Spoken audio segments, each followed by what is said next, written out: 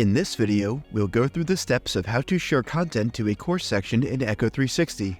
First, navigate to your Echo360 library. In the Media drop-down menu, locate and hover the cursor over the piece of media that you'd like to share. Click the three dots in the bottom right corner of the media's thumbnail. Then click on Share in the drop-down menu. In the Share To dialog box, you will see several tabs to choose from. To share the media to a course section, click on the Classes tab. Then, click the Add to Class button. In the Class menu, select the course, term, and section for the designated Echo360 course section from their respective drop-down menus.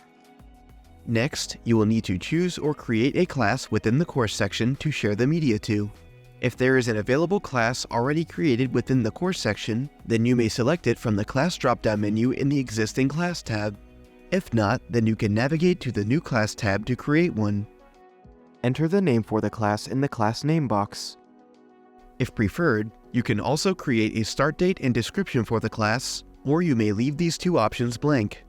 Lastly, you can set the availability preferences for the class using the two options at the bottom of the box. Once you have set all of your preferences for the class, click the Share button at the bottom right. Your media has now been shared to a class within your Echo360 course section. If you wish to make any changes to the class once it is in your course, you can click the pencil icon on the right-hand side of the screen and make your changes within the Edit Lesson dialog box.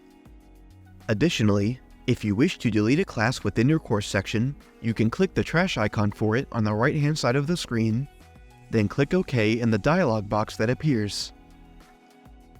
Finally, if you click the media icon for a class that has content in it, you will see various options to make edits to the content itself, as well as the option to remove the content from the class and make it empty.